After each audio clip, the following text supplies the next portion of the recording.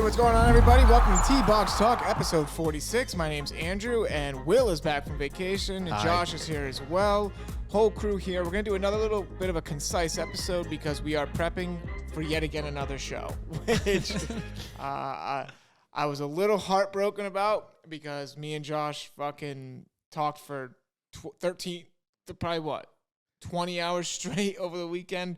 But we're going to get into it all today on the episode. That metric you just went through was so bizarre. I was trying to do math in my head. It wasn't working. 72 hours. Yeah, No, it was, 20 straight 20 hours. is pretty accurate, I feel like. No, absolutely not. We were at those shows for like maybe 10 hours a day, times 3. 30 hours. But that wouldn't be in a row. It would be 20. You know what I mean? Like, I mean, you're arguing semantics here. All right. I'm just fucking Mr. with you, Literal. Gucci. Just fucking with you, All right, well, we're going to get into the show and the upcoming show. Will's trip to Vermont. We're going to get into maybe some what are we watching today. Got a little bit of Mandalorian talk going on. And then we'll end with a quick free-for-all stand-up section. So thank you so much for tuning in, and let's get into it. Josh, how do you think the show went?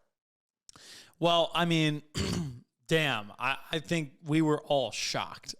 We went into the show thinking, Andrew and I were like, you know, we're just going to try to break even, and, you know, we didn't know what to expect. I've never done a trade show that's consumer-based, but that one was. And I'll tell you, like, my favorite thing about, one of the things I love about this podcast, about our social media, and us going to a show like that is we are a direct-to-consumer company for a reason. We want to talk directly to our customers about new products, about innovations that we're working on, customer service, all the above. And having the opportunity to meet people and talk about what we're doing was, even though we were tired from the work we were putting in, because it was like we talked to hundreds of people in the span of just a few days, and it's like we're giving full pitches to every single person about 20 different products. So it was tiring, but man, as for me and the brand and then the revenue we brought in and everything, and I'll tell you what, the last thing I'll say about that, I went into it not realizing how fucking good at his job Andrew is. Mm-hmm. I really was shocked, utterly shocked. Not in the fact that I thought he couldn't do it, but at how good he was.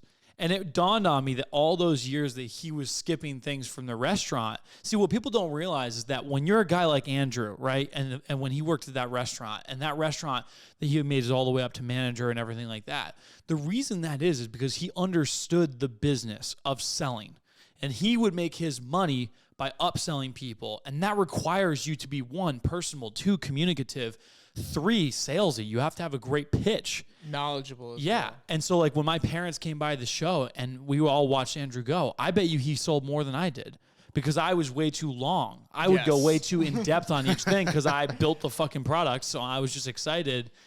But Andrew just fucking whipped through it. He was selling shit left and right. It was crazy. Josh gets very excited at these types of shows. He goes into building the brand, what the brand means, all this stuff, which is great.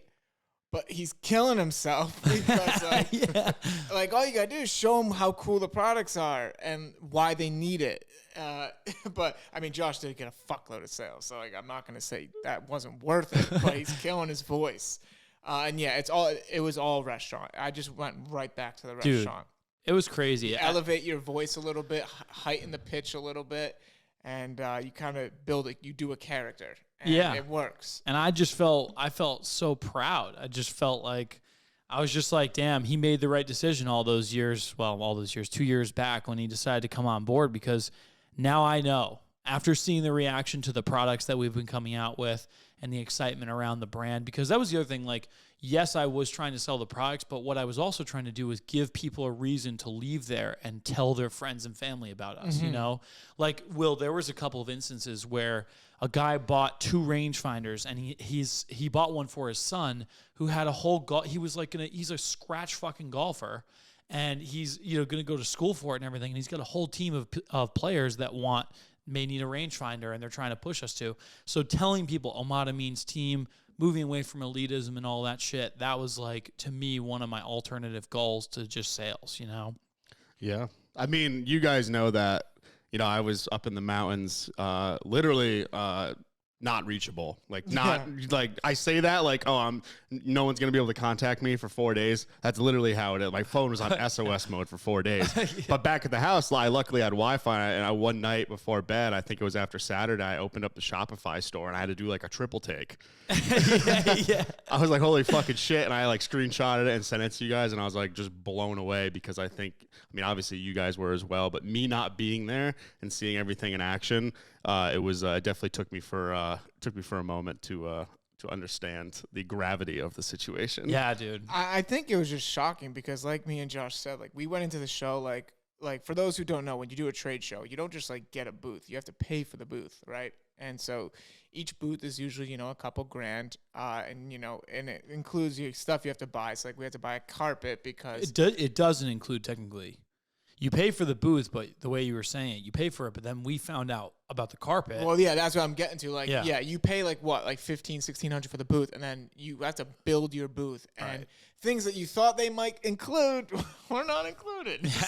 So we show up Thursday to set up our booth, and fucking the floor is just metal. And we're like, well, this ain't gonna work.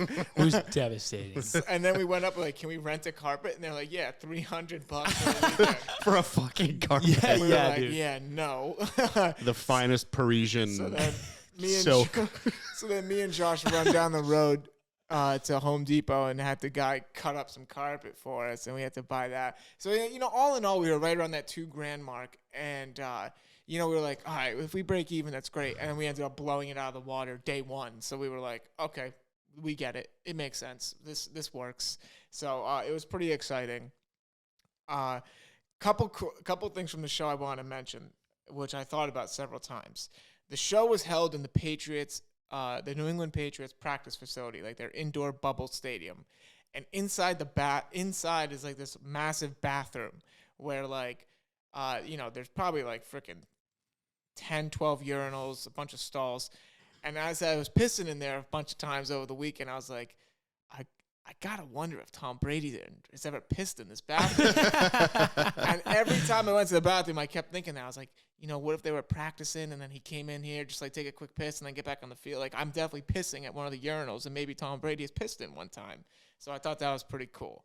But maybe I was just crazy. I'm not sure. We need to send Tom Brady a rangefinder.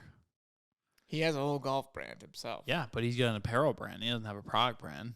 Well, technically it is a product, but he doesn't have. You find me Tom Brady's address, and then we'll get cooking.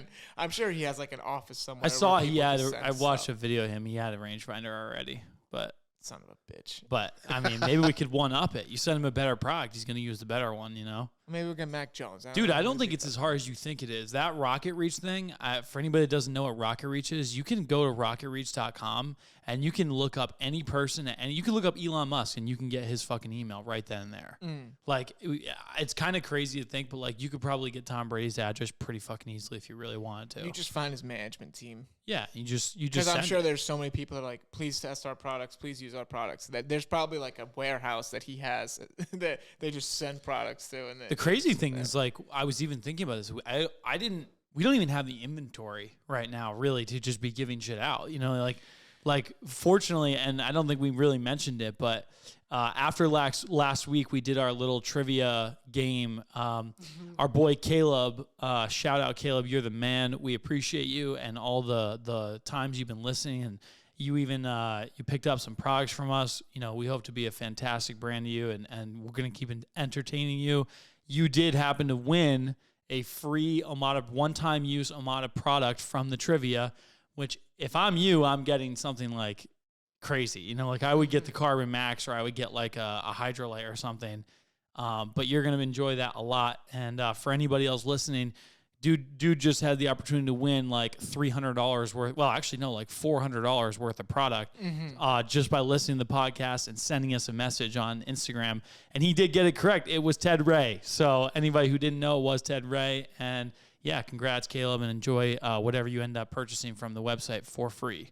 Yeah, and we will probably be doing more Guess That Golfers on future episodes, so please stay tuned. The golf show this weekend, what's the vibe going into it? Stress. Yeah. I mean, I think with Will though, I like. Yes, with Will there will be 10. Will times has easier. been Shout in- out Shanks for showing up on Sunday. Yeah. And Yeah, helping us out. Shanks notable shout out. Nikki I definitely Shanks. think that like it was.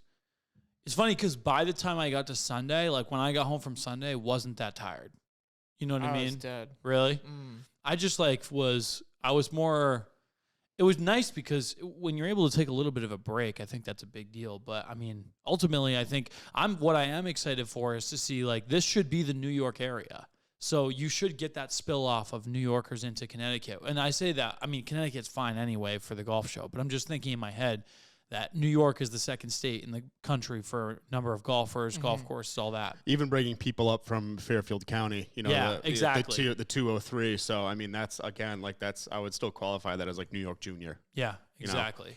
Yeah, my big issue with this show right now that I just thought about is that they're just planning the worst weekends to do it. Why? because What's this weekend? This weekend at Madison Square Garden is hosting the Sweet 16 of the that's NCAA tournament, which sucks. So that's a full weekend event? Yeah, there's games all weekend. Starts on Thursday, right? But I mean, that's Madison Square Garden is like 12,000. But you know what, Kaluch, like, I will say, and why he's saying that is because last weekend was St. Patrick's Day, and that's when they planned it. And they're in Foxborough, Massachusetts, which is an hour from Boston or 45 minutes from Boston. And yeah, no, I think the attendance could have been twice what it was if they hadn't done it on that weekend. Yeah. But at the end of the day, like, you can probably figure out something every single weekend that is going to interfere. And then there's still going to be people that show up. I also think like the people going to MSG this weekend for those games is a very limited amount of people that can probably afford to go to those games. Yeah, So it's and expensive vice as versa with like St. Patty's Day where you can just show up and go to the parade or something or whatever. It's very different. So Yeah. No, I think we'll be fine. yeah, I don't think there's going to be a huge amount of people that don't go to the show because of MSG. Yeah. But yeah, we're excited for the show. So if you're in the Hartford, Connecticut area, head over to the Connecticut Convention Center this weekend. We will be there. OMADA Golf will have a booth. Come by, talk to us, meet us, check out some of our new products in person. It'll be awesome. Will, how's your ski trip? It was great. I also like to say for the Connecticut Golf Show, Lake Maury will be there. So I know you guys know about that golf trip I go on every year. That's the course. They're in Vermont. Cool. So they're coming down from Vermont to do the show. Oh, that's cool. Wow, really? Yeah, it's like over 3 hours away. You don't know if they went to the other one, do you? Not a clue. I doubt it. I No. doubt it. Oh, really? Yeah. No, there was only like fucking 4 golf courses that went. That's so wild. Yeah, the guy. Why would they go so there's a much guy who was further to complaining CT? This must be a blowout show. See, that's what I remember it as. I haven't been there since like high school, but like I would be curious to see if Fox Run's going to be at this one. I know Tallwood Country Club, which is local to Central Connecticut, will be there, which you guys have played at Tallwood, as we know. But yeah, I'm curious to see. I haven't been in probably 10 years, so I don't know if it's come a long way or what, but it'll be exciting to see some more local. Obviously, I'm from Central Connecticut, so it'll be nice to see if there's some more local. I'll tell you what, that's going to be great in your sales pitch. That was one thing Andrew and I utilized a lot was that remember to say I'm fucking local goddamn business, and I grew up in Connecticut. So Yeah, and I think Rhode Island is enough. I think Rhode Island is close enough to Connecticut. oh, to absolutely. Be like, I mean, you like and we're I a can local also be like business. we're a local business. We went to Quinnipiac and just skip over the fact that Yeah, we could. But yeah, sorry. Back to my absence. Ski trip was great. It was back to the old stomping grounds. I hadn't been there since 2018 or 2019. And where'd you go? Bolton Valley, Vermont. Bolton Valley Resort, one of the last locally owned mountains. I think probably in New England. That might be a reach, but yeah, it was really nice. It was like $49, $50 lift tickets. There was avalanche warnings, which I have never seen in my entire 28 years on Earth on the East Coast. That's awesome. It was literally, the snow was so high that if you fell, it was going to take you 20 or 30 minutes to get up. And which is kind of frightening in some aspect. But either way, the snow was great. The crew we had up there was great, and it was just nice being back up. We did a day in Burlington too, so that's where I went to school, and it was good to reminisce. And it's I think of it as a second home. I think a lot of people who I was with do. So great trip, great people, great fun, great skiing, and I can barely walk right now, so I think that's pretty indicative of how hard we went. was it on powder? the mountain. Oh yeah. That's so lit. Oh yeah. I've never really skied or snowboarded in powder. Don't think I saw ice, a whole root, a different rock. experience. You know, yeah, it was really fun. My girlfriend bought her first pair of skis. Well, I should say fiance now. Hey. Bought her first pair of skis ever. So that was a big. We were all excited about that. And yeah, I mean, I don't have much more to. I mean, we did a lot. I'm not going to go through it all. So Yeah. I will just say it was a blast. Skiing in powder, as much fun as it is, because like you can do anything you want. I guess if you fall, you won't get that hurt. But it's harder, actually. Yeah, like it's way more restrictive on your legs and more taxing. Got to have the right skis. So, you know, I've got some fat skis, and, you know, obviously if you ride a snowboard, it doesn't really matter. But yeah, it was a lot of fun. I was happy to be up there, and but I'm also happy to be back. So Yeah, and came back just in time. Now the golf show. turning around, getting back in the car, and going to Connecticut. Yeah, but it should be a lot of fun. We're excited. Let's get into some what are we watching here? I got a big one. All right, let's hear it. Wu-Tang Clan. Back for another season? Last season. Final season of Succession Wu-Tang Clan. called final season as well. Yeah. And Ted Lasso called final season as well. Oh, wow, really? Yeah, all these shows, I guess, are just cutting it off when they're hot, which is the right way to do it, to be honest with you.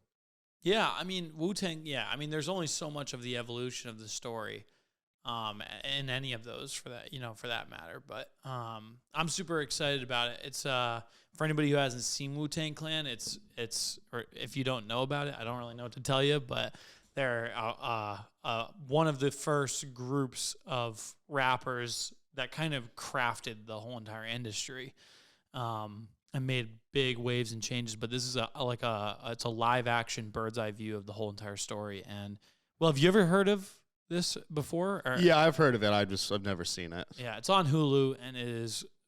I mean, the first 2 seasons were a knockdown. I mean, they were like some of the best TV I've ever watched in my whole entire life.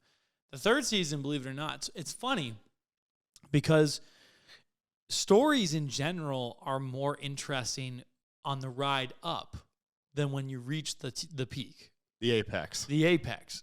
When you get to the apex, it actually becomes less interesting because emotionally you're no longer driven As in the invested, story. yeah. Yeah, like if like I think even in like the scope of OMADA and the show and any show that kind of builds like that, I mean, the best part of the story is the one where you're and you have the most difficulty into breaking in and taking the most highest amount of risk and making it. But the second you make it, it's like less interesting. Well, it's also because like shows like that, I feel will always struggle because like in real life, the Wu-Tang Clan went on to become megastars. But that's right? what the whole thing is about. But what I'm saying, when you watch the rise up, Yeah. that might be stuff that you don't know. Exactly. But when it gets to the top, you're like, well, I know they fucking are super popular. So like, what now? Like, Exactly. where do you What go now? with the show? And that's why they cut it off, and I think that's why they're cutting off Succession, and that's why they should have cut off Billions. Billions was another one of those that they didn't. Someone do that they recently should've. said, I was reading or watching online, someone recently said that Billions dropped off a cliff. Like, it's not that Yeah, good. it sucks. I mean, Yeah. they took off some of the main. I don't even think Axe is in it anymore, and he was one of the main. He was the main guy in the whole story. Another show that I have not watched. So. Billions. Yeah. You probably love all these shows, to be honest with you. Like Wu-Tang Clan would be. I mean, I feel like you would appreciate so much. Yeah. It's been honestly, we haven't logged a lot of TV lately. Like Last of Us is done, Poker Face is done. We were on a hot run with those shows, but you know, literally, I mean, we left for Vermont on Wednesday, and I didn't watch a single bit of TV until I got back last night. So Shout out Caleb Miller, just freaking. He claimed his free product, and he went with the Carbon Max. Black Carbon Max. That was as a we're great, on the podcast as we're on the talking about podcast. That was a great pick. That's the best. great I pick. mean, the black freaking Carbon Max is gonna blow people away. Yeah. Speaking of Last of Us, we actually never discussed the season finale. What you guys think? Oh yeah, I did because I did get a chance to watch it. Did you? yeah, I did. Okay. Yeah. Well, You want to go first? No, I mean, I loved it. I thought it was a great episode. I just wish they gave us more. Like, I know that like they did a lot, but the 43-minute episode like just did not make sense when you did an hour and a half opening episode. Yeah. I felt like it kind of needed like a Game of Thrones like 2-hour ending, which I wouldn't have been upset with, even though I struggle with like watching like long form television and long form movies. But I don't personally like. I don't have a gripe with the storyline or anything that happened in the episode. I thought it was fantastic. So one thing I found really interesting is if you guys remember in the Poker Face episode, the first episode of Poker Face, when the assassin goes into the room and he just fucks them up really quickly, right? Yes. This last episode of The Last of Us, there's this new era of killers. And it used to be like they would have these conversations with them. They would plead and beg. Yeah, and there's always like deals. a corny one-liner. Like, but the way that dude went around and just murdered everyone was scary as fuck, dude. I myself was worried that like that's like, you know what you see with a guy like that is he just has no will to live. Like he does not give a fuck about his own life whatsoever. I mean, that's him totally because in a fortress of people like that, for him to go around and just kill everybody, you know what I mean? And just do it so efficiently too. I mean, I thought that was like some great, I mean, foreshadowing is not the word, but I remember how they talk about how he was like a murderer, like this murderous villain, like back in the earlier episodes. Absolutely. And like, that's immediately what I thought of when he was like going around like stabbing people's kneecaps off. Yeah. So this sequence was awesome. Too. Yeah. The way they shot it was awesome. And I think it's the first show ever to acknowledge that you can run out of ammo. Like whenever like those stupid shows, whenever those show sequences and movie sequences happen, it just seems like everybody has unlimited ammo. Right? Yeah. He has to like constantly change guns and like get new guns and new clips and stuff. I thought that was sick. I was like, okay, they're actually like, it's like realistic. You do have to kind of.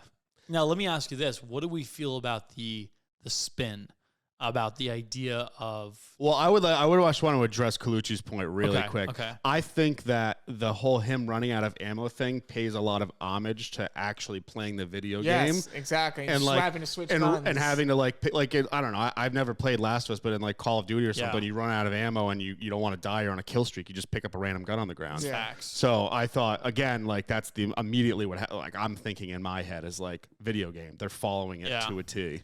Yeah, and I think the twist that Ellie has to die for the thing to work is, I mean, it's obviously going to come back because, like, I think personally she would have done it if she had the decision, she would have done it, you know.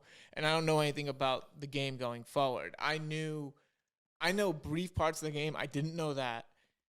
So I think if it was up to her, she would have made the decision to die for the cure thing. But, I agree with that. But I guess we'll never know. Well, we will know. Eventually, it will come out that he killed everybody, and she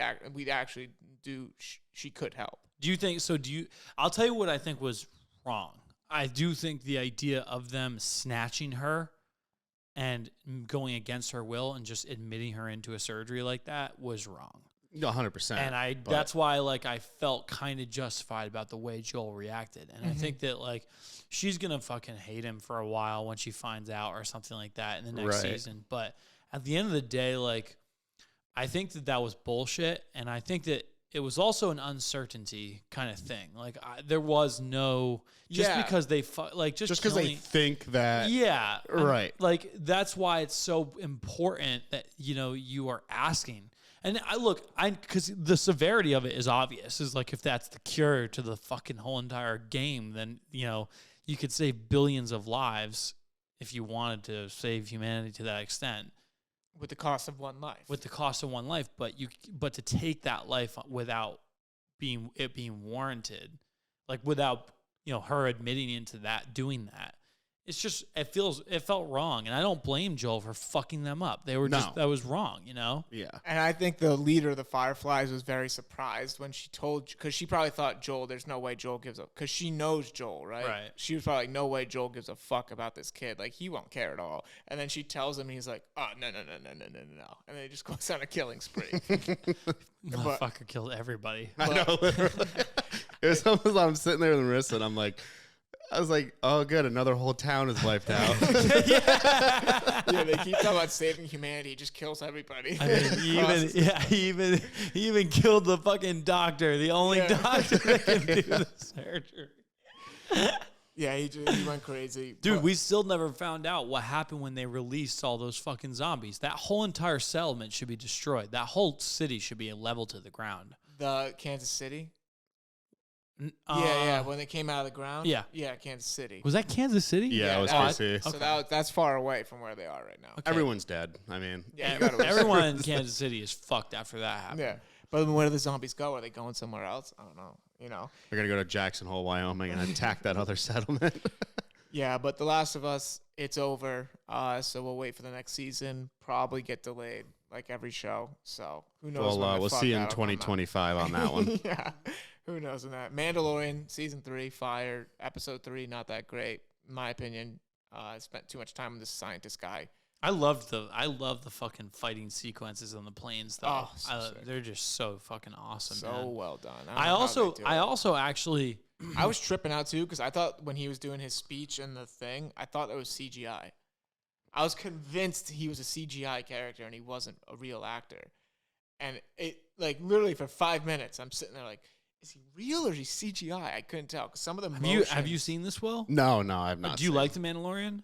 Well, I have Mando on my desk in Legos, but I have never seen The Mandalorian. Really? Yeah. You should watch Mandalorian. It's Dude, awesome. that's crazy to me. You gotta watch The Mandalorian. Of all the things, Mandalorian, then I would say put Boba Fett as second. I think that Mandalorian's one of the best shows ever made. I think that literally took Star Wars and like doubled its fucking revenue. I think over the last best couple part of years. Mando is you don't have to be a Star Wars fan to appreciate it. Absolutely. I That just think is- it's a good show. It's a standalone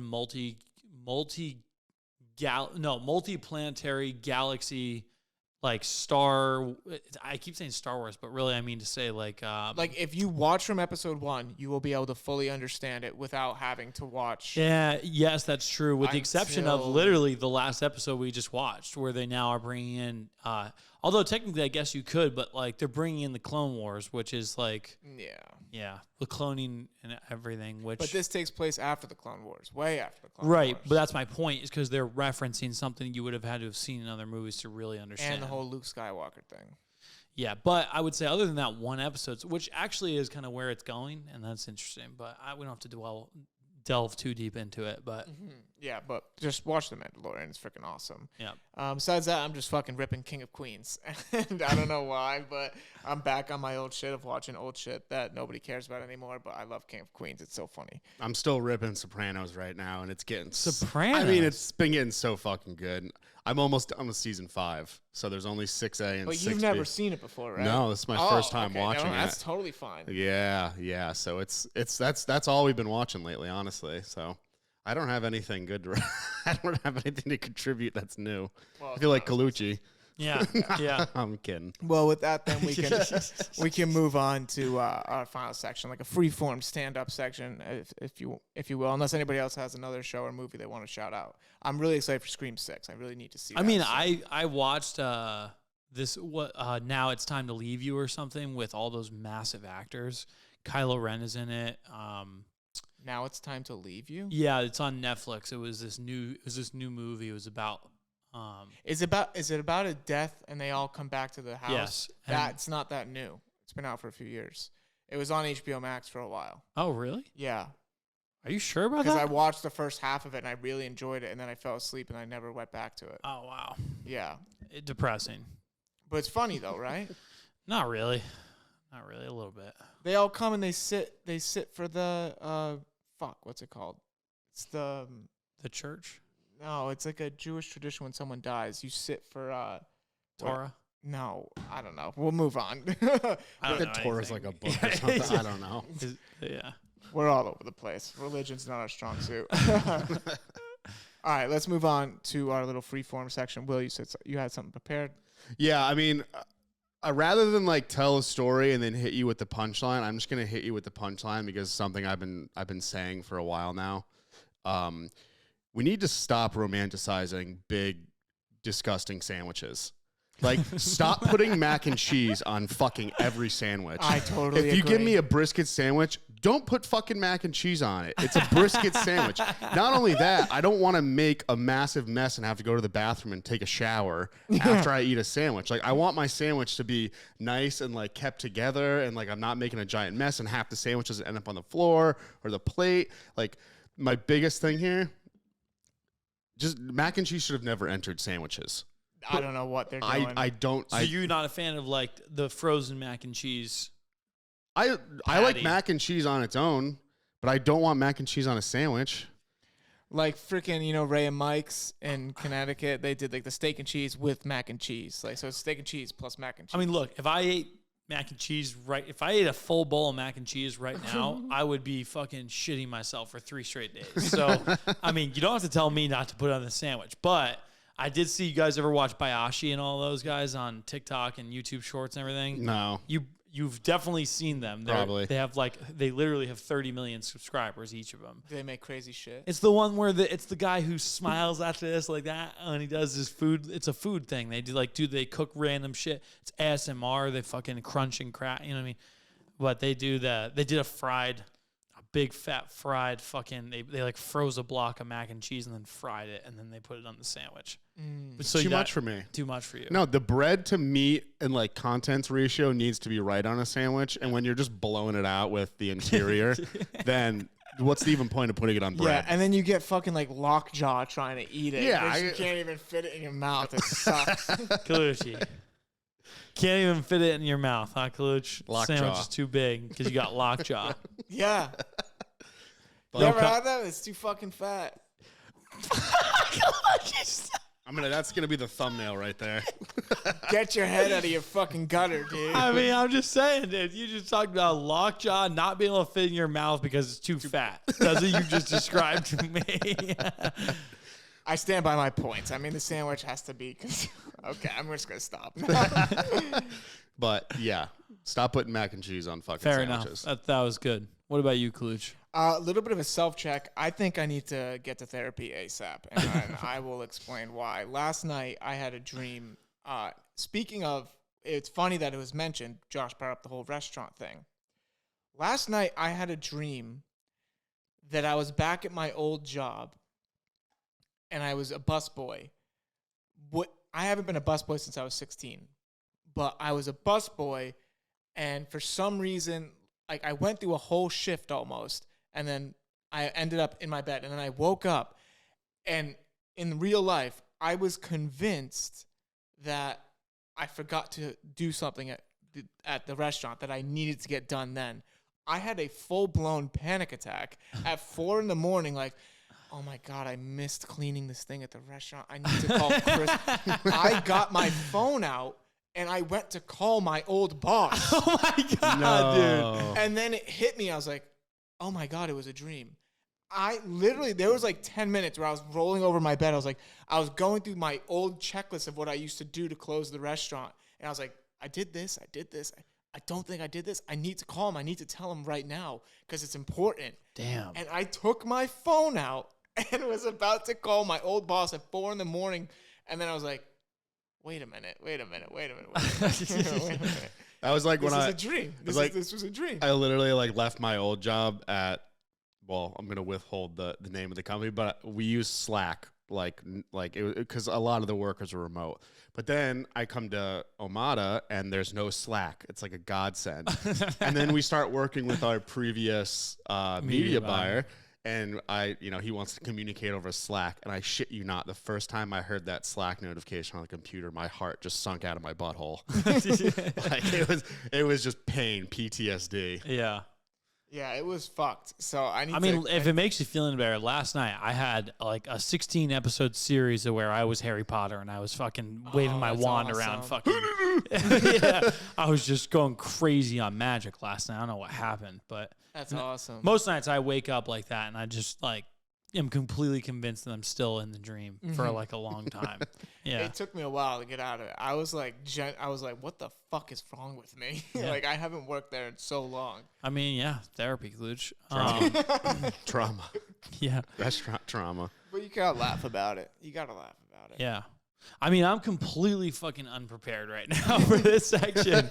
But here's something I would like to talk about. When we were at the show, okay, and we were going through the different sort of haggling that goes on at a trade show like that. Mm-hmm. I thought it was so fucking funny that there was this one guy that came by, and he wanted to. He spent he was a nice guy and he was super interested in the Atlas and everything, and he wanted to buy 2 of them. And we were already giving 30% off. So it was like we were giving a lot of money off for the show because we were in person. We didn't have to pay for shipping, blah, blah, blah. But the guy needed to get a deal on us, even furthermore.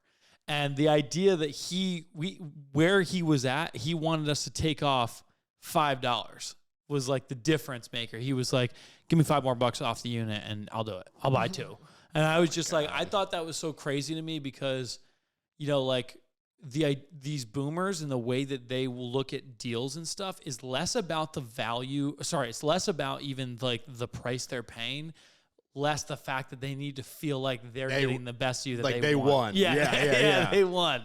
So, I mean, not really like the greatest comedic thing. I'll come back stronger next week, but I just wanted to mention that as like a little shout out to LD on the tee and just like complain a little bit about people trying to fucking one up us on You're getting discounts. 30% off. Yeah. Like what? Yeah. It's actually funny you mentioned that. I'm currently dealing with somebody trying to haggle the price of a tri-light right now via email.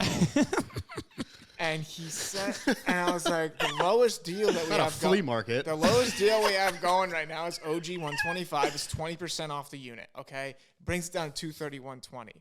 He just sent me a screenshot of our Christmas ad, Black Friday sale, when we were at like 224.10.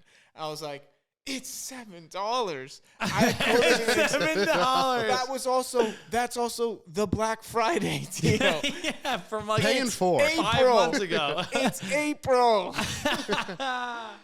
That's so funny. How did he even have that saved? I don't know. Like, did he just like save that? And he's like, I'm gonna piss these guys off in 7 months. It'll be fun. So that guy did that. He did that 7 months ago or whenever the fuck that was, and he held on to the picture for a net difference of $7.